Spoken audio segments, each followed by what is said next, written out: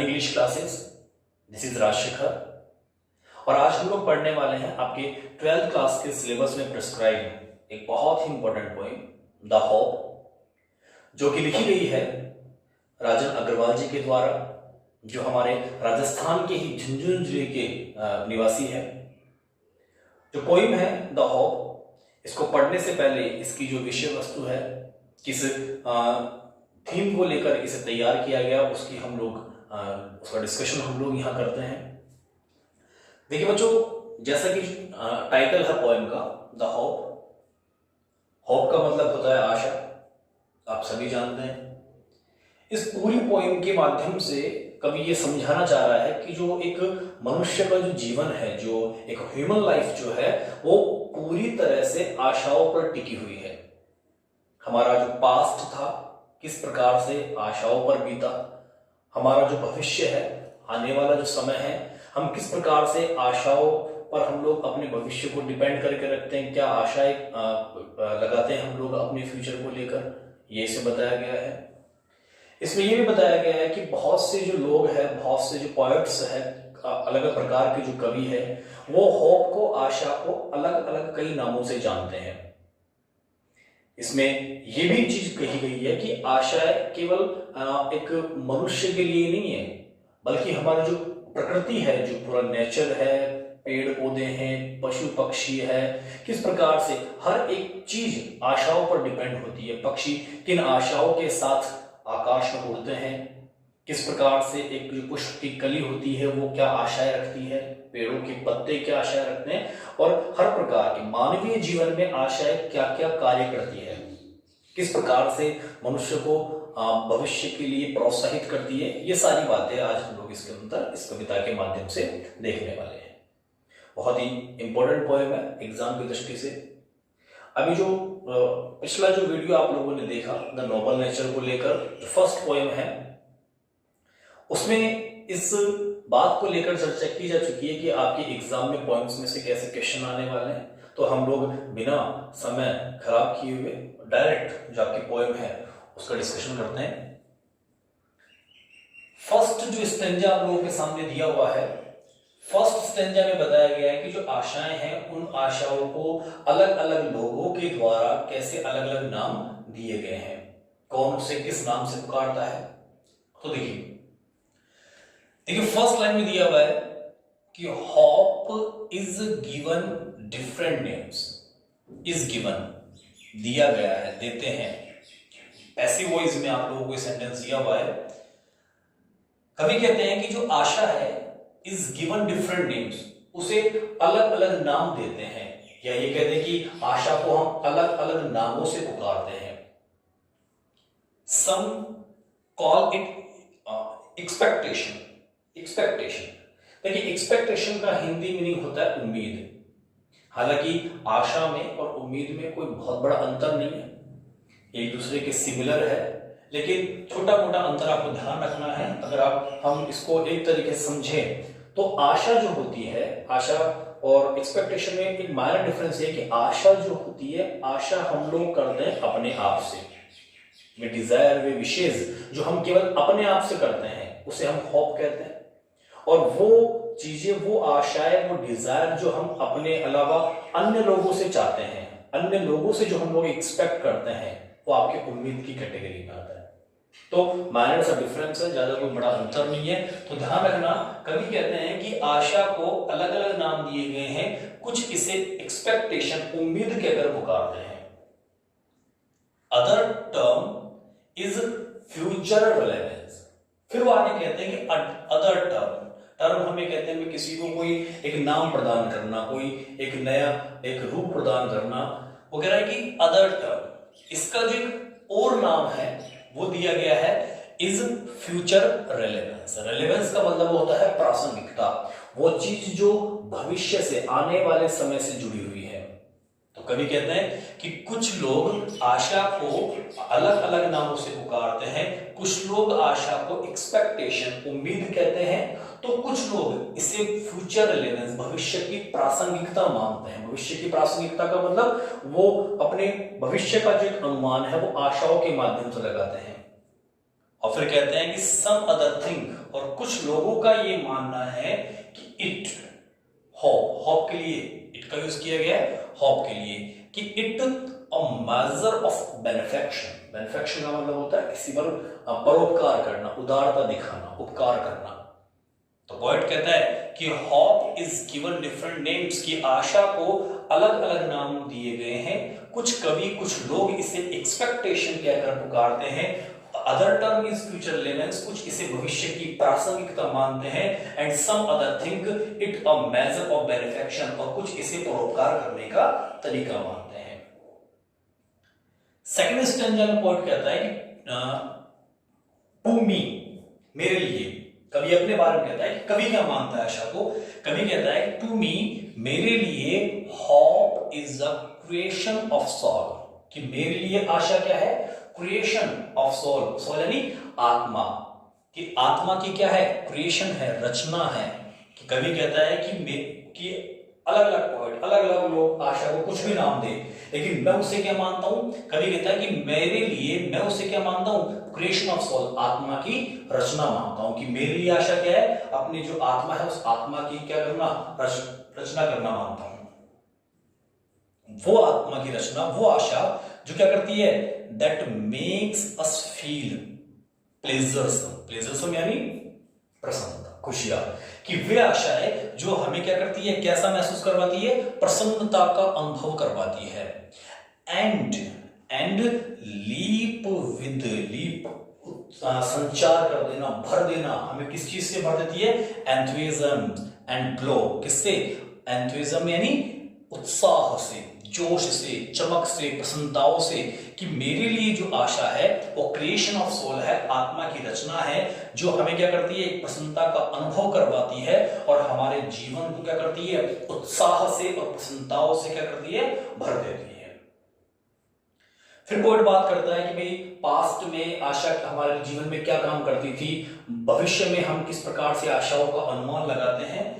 तो कभी कहता है कि इन पास्ट, भूतकाल में, we have survived on hope, कि भूतकाल में वी हैव सर्वाइव्ड, हम जीवित रहे हैं, ऑन होप, आशाओं पर, कि हमारा जो भूतकाल है वो किस पर जीवित रहा है, किस पर निकला है, केवल उम्मीदों पर निकला है, आशाओं पर निकला है।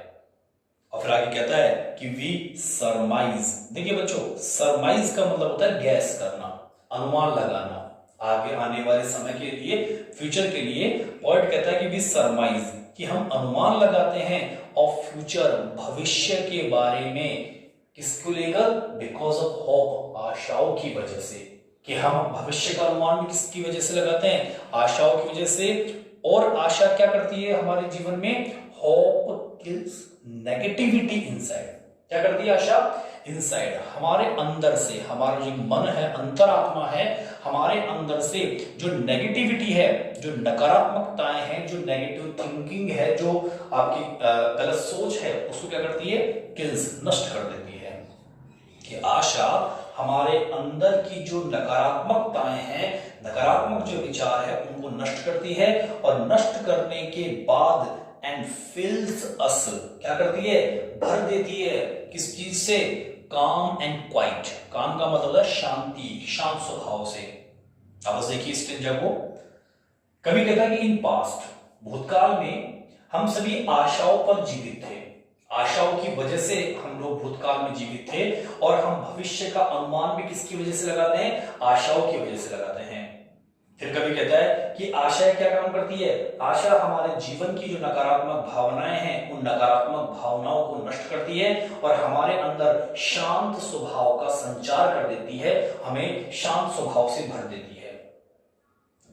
फिर देखिए आगे बढ़ता है पोइट, पोइट कह रहा है कि भाई ये तो मानव की बात है, लेकिन जो प्रकृति है, ईश्वर की बनाई हुई जितनी भी चीजें हैं, चाहे पशु पक्षी है, जानवर है, पेड़ पौधे हैं, पत्ती है, वो क्या आशा रखते हैं, उसके बाद डिस्कशन यहाँ आगे करता है कि hope makes the bird fly, कि आशा क्या करती है, मेक्स द बर्ड फ्लाई, पक्षियों को उड़ने के लिए बाध्य करती है। या पक्षी क्या करते हैं, पक्षी इस आशा से आकाश में उड़ते हैं कि इन सर्च ऑफ फूड, भोजन की सर्च, तलाश में, किसके लिए? फॉर यंग वंस, उसके जो बच्चे हैं, पक्षियों के जो छोटे बच्चे हैं, तो उनके लिए क्या करती है? भोजन की तलाश में पक्षी हवा में उड़ते हैं, आकाश में उड़ते हैं, और साथ ही साथ दो कार्यों के लिए उड़ते हैं। एक तो अपने बच्चों के लिए क्या करना? भोजन की तलाश करने के लिए, एंड दूसरा एंड मटेरियल। मटेरियल देखिए, मटेरियल का मतलब यहां हम लोग निकालेंगे कि जो अपना घोंसला वो बनाते हैं उसके लिए जो घास फूस इकट्ठा करते हैं वो, तो यहाँ कह रहा है पॉइंट कि एंड मटेरियल कि, और वो घास फूस इकट्ठा करने के लिए वो आकाश में उड़ते हैं, जिस घास फूस से क्या कर सके? टू बिल्ड देयर होम्स, वो अपने क्या कर सके? घर बना सके, घोंसले बना सके। कि आशा पक्षियों को हवा में उड़ने के लिए प्रोत्साहित करती है। किस चीज के लिए? ताकि वो अपने जो छोटे बच्चे हैं उनके लिए भोजन की तलाश कर सके और अपने घर बनाने के लिए, अपने घोंसले बनाने के लिए घास फूस इकट्ठा कर सके। नेक्स्ट स्टेंजा में कहते हैं कि इट इज अ होप, कि ये आशा ही है, ये आशा ही है दैट मेक्स अ बर्ड। देखिए, बर्ड का मतलब होता है जो एक पुष्प जो है खिलने से पहले जो कली होती है, कली, उस कली को कहा जाता है बर्ड। कवि कहते हैं कि आशा दैट मेक्स अ बर्ड, जो कली है उस कली को स्टे ऑन ब्रांच क्या करती है? स्टे, रोके रखती है। किस पर? ब्रांच, एक शाखा पर, एक पौधे की शाखा पर, और फिर क्या करती है? उसको ब्लूम। ब्लूम का मतलब क्या होता है? खिलना, पुष्प में परिवर्तित होना। कि जो एक कली है वो कली इस आशा को लेकर एक ब्रांच पर, एक शाखा पर टिकी रहती है, एक शाखा पर रुकी रहती है। एक समय आएगा और कली किस में परिवर्तित होगी? एक पुष्प में परिवर्तित होगी, एक पुष्प के रूप में वो खिलेगी। फिर वो बात करते हैं वृक्षों की, कि ट्रीज, कि वृक्ष जो है लॉस देयर लीव्स, अपनी पत्तियों को खो देते हैं, अपनी पत्तियों को गिरा देते हैं, विद अ होप, इस उम्मीद से, दैट वन डे, कि एक दिन इट विल बी लेडन्ड। लेडन्ड का मतलब भर देना, लादना, रख देना। कि एक समय ऐसा आएगा कि इन वृक्षों को एक बार फिर से लेडन्ड, भर दिया जाएगा विद ग्रीन ह्यूज। देखिए बच्चों, ह्यूज जो वर्ड है इसका मतलब होता है रंग, कलर। ग्रीन ह्यूज, हरे रंग का मतलब ग्रीन कलर की जो लीव्स है, पत्तियां है, उन पत्तियों से भर दिया जाएगा। और देखिए कि वृक्ष इस उम्मीद से, इस आशा से अपनी पत्तियों को जमीन पर गिराते हैं कि एक दिन पुनः इनको हरे रंग की पत्तियों से भर दिया जाएगा, लाद दिया जाएगा। फिर आशा का एक और कार्य बताता है कवि। कवि कहते हैं कि होप इनलाइटन्स, आशा क्या करती है? इनलाइटन्स, प्रकाशमान करती है, चमकाती है। The life's gloomy thoroughfares. देखिए, ग्लूमी का मतलब होता है एक सैड, एक उदासी भरे हुए, और थॉरोफेयर्स का मतलब होते हैं एक मार्ग, आम रास्ते, जीवन के जो एक सामान्य जो मार्ग है, आम रास्ते हैं, उन आम रास्तों को आशा क्या करती है? प्रकाशित करती है। वो आम रास्ते जो किससे भरे हुए हैं? ग्लूम से, उदासी से भरे हुए हैं। अब देखिए आशा क्या करती है? आशा का पहला कार्य क्या बताया था कि आशा पहला काम क्या करती है? किल्स नेगेटिविटी, नकारात्मकताओं को मारती है। और सेकंड जो इसका जो एक फंक्शन बताया गया, वो बताया गया है कि जो आशा है वो हमारे जीवन के उदासी भरे हुए जो आम रास्ते हैं उनको प्रकाशित करती है, चमकाती है। फिर कहता है कि एंड मेक्स अस फील, और आशा क्या करती है? मेक्स अस फील, हमें एहसास करवाती है, हमें ये फील करवाती है। किस चीज का फील करवाती है? द फ्रेशनेस, ताजगी का। एंड वार्मथ का मतलब होगा यहां पर उत्साह, ठीक है, जीवन जीने का जो उत्साह है, जो जोश है। कवि कह रहा है कि जो आशा है वो आशाएं हमारे जीवन में क्या करती है? एक तरोताजगी और एक उत्साह का हमें अनुभव करवाती है। कब? किस चीज के अनुभव करवाती है?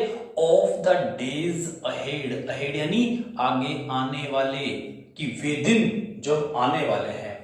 कवि कहता है कि आशा जो है हमें एक आगे आने वाले जो हमारा जो दिन है, आगे आने वाला जो हमारा समय है, जो हमारा फ्यूचर है, उस फ्यूचर को लेकर हमें ताजगी और एक वार्मथ का, एक उत्साह का संचार करती है। अहेड, देखिए इसको ही कहा गया है कि हम लोग क्या करते हैं कि हमारा प्रेजेंट किस प्रकार का है। आप आप उस चीज को छोड़कर अगर भविष्य हमारा कैसे होने वाला है उसके बारे में चर्चा करते हैं, वो चीज क्या, कौन हमें मोटिवेट करती है उसके लिए? आशा।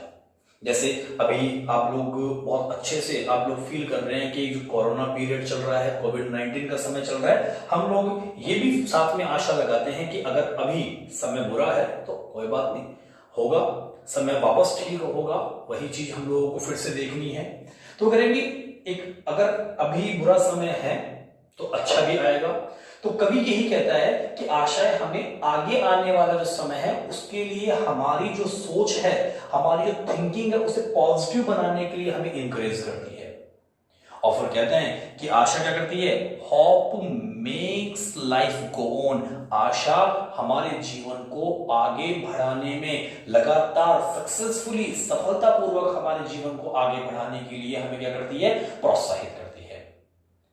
और फिर लास्ट में स्टेंजा दिया हुआ है, बहुत ही इंपॉर्टेंट स्टेंजा है, अच्छे से समझना है आपको। कभी कहता है कि लाइफ इज ए डेरिवेटिव। देखिए ढंग से समझना है इस लाइन को, कंफ्यूज नहीं होना है। एक वर्ड है इंग्लिश का डिराइव, ठीक है? डिराइव का मतलब होता है किसी चीज को कहीं से प्राप्त करना, लेना। इस लाइन के माध्यम से कभी कह रहा है कि लाइफ, जो जीवन है, is a derivative of the function called hope, की आशा। ढंग से समझना है कि आशा एक ऐसा शब्द है कि हमारा जो जीवन है वो जीवन जो शब्द है उसकी जो उत्पत्ति है, अगर हम इसका शुद्ध हिंदी ट्रांसलेशन करते हैं डेरिवेटिव का, इसका मतलब व्युत्पन्न कि आशा के जो कार्य है, ठीक है, आशा के जो कार्य है उन कार्यों से ही हमें क्या मिला है? लाइफ, हमारा जीवन मिला है। मतलब अगर आप सरल शब्दों में सामान्य भाषा में समझना चाहते हैं तो कभी ये कहना चाहते हैं कि अगर आशा है तो जीवन है, कि हमारा जीवन पूरी तरह से किस पर टिका हुआ है? आशाओं पर टिका हुआ है। तो आशाएं अगर हमारे जीवन में काम करती है तो ही हमारा जीवन है। फिर कह रहा है कि hope is the prime excellence, कि जो आशा है, प्राइम यानी श्रेष्ठ, मुख्य। एक्सीलेंस का मतलब था श्रेष्ठता। कभी कहते हैं कि हमारे जीवन में चाहे कुछ भी हो, लेकिन आशा एक ऐसी चीज है जो हमारी लाइफ में बहुत बड़ा एक प्राइम एक्सीलेंस रखती है। प्राइम एक्सीलेंस रखती है मतलब कि हमें एक मुख्य श्रेष्ठता की ओर लेकर जाती है। ठीक है, वापस समझना है कि आशाएं हमारे जीवन की मुख्य श्रेष्ठता है। और फिर लास्ट की लाइन में कभी कहता है कि मनुष्य जीवन में आशा करना कब शुरू करता है? तो कभी कह रहा है कि right from the day one is born, कि जब मनुष्य क्या करता है? इज बॉर्न, जन्म लेता है पृथ्वी पर, उसी दिन से आशाएं करना शुरू करता है। ठीक है, एक बार फिर से इसका हिंदी ट्रांसलेशन शुरू से हम लोग देखते हैं, ढंग से आपको समझना है। फर्स्ट स्टेंजा कह रहा है कि आशा को अनेक नाम दिए गए हैं। कुछ इसे उम्मीद के अगर पुकारते हैं, कुछ इसे भविष्य की प्रासंगिकता मानते हैं, और कुछ का ये मानना है कि आशा क्या है? आशा परोपकार करने का एक तरीका है, एक माध्यम है। सेकंड स्टेंजा में कहता है कभी कि टू मी, मेरे लिए, hope is a creation of soul. आशा क्या है? आत्मा की रचना है, वो आत्मा की रचना जो हमें प्लेजर सम, प्रसन्नता का अनुभव करवाती है, हमारे जीवन में उत्साह और एक चमक को भर देती है, प्रसन्नताओं को, खुशियों को भर देती है। फिर बात करते हैं कि पास्ट में हमारा जो भूतकाल था, उस भूतकाल में हम आशाओं की वजह से ही, आशाओं पर ही जीवित थे, और हम हमारे भविष्य का जो अनुमान है वो भी आशाओं की वजह से लगाते हैं, जैसा कि मैं आपको बता चुका हूं। सरमाइज का मतलब है गैस करना। कभी कहता है कि जो आशा है, आशा हमारे आंतरिक जो मन है, हमारे अंदर की नकारात्मक भावनाओं को नष्ट करती है, हमारे जीवन में एक शांत स्वभाव को, शांति का संचार करती है। फिर कहते हैं कि आशा जो है वो पक्षियों को हवा में उड़ने के लिए मोटिवेट करती है, प्रोत्साहित करती है, ताकि वो अपने बच्चों के लिए भोजन की तलाश कर सके और अपने रहने के लिए जो घर है, जो उनके घोंसले हैं, वो बनाने के लिए घास को इकट्ठा कर सके। नेक्स्ट स्टेंजा को चलते हैं कि इट इज होप। कभी कहते हैं कि आशा ही है that makes a bird stay on branch and Bloom, कि आशा ही है जो पुष्प की जो कली है, उस कली को एक शाखा पर रोके रखती है, ताकि वो समय आने पर पुष्प में परिवर्तित हो सके। फिर कहता है कवि कि ट्रीज जो वृक्ष है वो इस उम्मीद के साथ में, इस आशा के साथ में अपनी पत्तियों को गिरा देते हैं कि एक दिन आएगा, एक समय आएगा जब क्या किया जाएगा, उन्हें पुनः एक बार हरे रंग की पत्तियों से पुनः भर दिया जाएगा, पुनः लाद दिया जाएगा। फिर कहते हैं कि आशा जो है एनलाइटन्स, प्रकाशमान करती है हमारे जीवन के जो उदासी भरे रास्ते हैं, उन उदासी भरे रास्तों को प्रकाशमान करती है। और प्रकाशमान करने के साथ साथ जो आगे आने वाला हमारा समय है, जो हमारा भविष्य है, उसके लिए हमें तरोताजगी प्रदान करती है, उत्साह प्रदान करती है। Hope makes life go on, आशा हमारे जीवन को लगातार आगे की ओर बढ़ाती है, सफलताएं प्रदान करवाते हुए।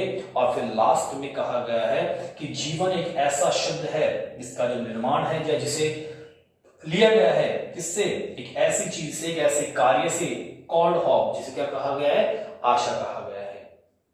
आशा इज अ प्राइम एक्सीलेंस, हमारे जीवन की मुख्य श्रेष्ठता है। और जिस दिन मनुष्य इस पृथ्वी पर जन्म लेता है उसी दिन से आशय करना शुरू कर देता है। आई होप, मैं भी आशा करता हूं कि शायद आपको ये पोएम अच्छे से समझ में आई होगी। नेक्स्ट जो पोएम है आप लोगों के लिए बहुत ही इंपॉर्टेंट पोएम, एग्जाम की दृष्टि से सबसे important poem, the seven ages of the man, जो कि बहुत ही फेमस पोएट एस शेक्सपियर के द्वारा लिखी गई है, विलियम शेक्सपियर के द्वारा। नेक्स्ट जो वीडियो उसमें हम उस पोएम को लेकर चर्चा करते हैं, फिर आपका पोएम का सेक्शन क्या होगा यहाँ पर खत्म हो जाएगा। ठीक है, तो आप लगातार जो वीडियो है उनके माध्यम से हमसे जुड़े रहें। मिलते हैं नेक्स्ट वीडियो में।